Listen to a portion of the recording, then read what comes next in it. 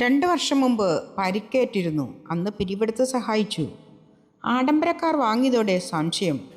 MDMA കേസിൽ പോലീസിന്റെ പിടിയിലായ അധ്യാപികമാർക്കെതിരെ കർശന നടപടിയുമായി വിദ്യാഭ്യാസ വകുപ്പ്.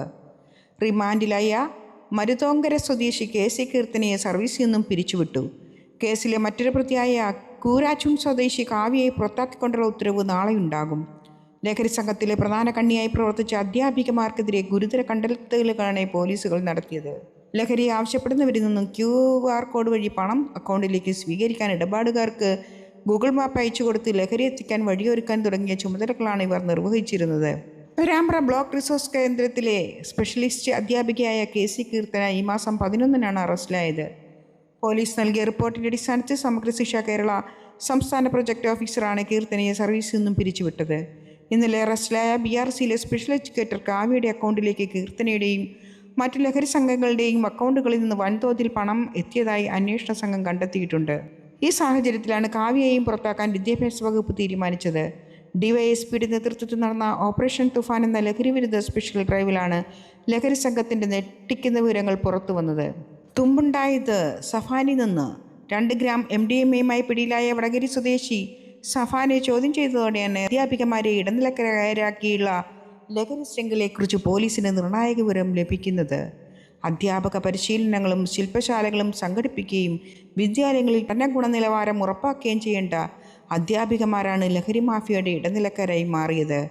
അധ്യാപികമാരുടെ അക്കൗണ്ടുകളിലേക്ക് പണം അയച്ചു കൊടുത്തവരെയും ലഹരി നേരിട്ട് കൈമാറിയിരുന്ന ആളുകളെയും കണ്ടെത്താൻ പ്രതികളെ കസ്റ്റഡിയിൽ വാങ്ങി വിശദമായി ചോദ്യം ചെയ്യാനാണ് അന്വേഷണ സംഘത്തിൻ്റെ തീരുമാനം.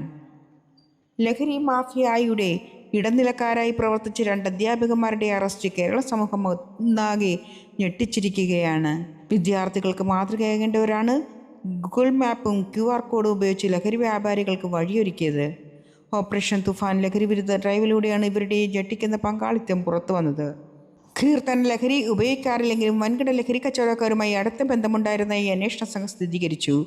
MA സൈക്കോളജി ബിരുദധാരിയായ കാവ്യ 2016 മുതൽ വിവിധ BRCകളിൽ സ്പെഷ്യൽ എഡ്യൂക്കേറ്ററായി ജോലി ചെയ്തു വരികയായിരുന്നു.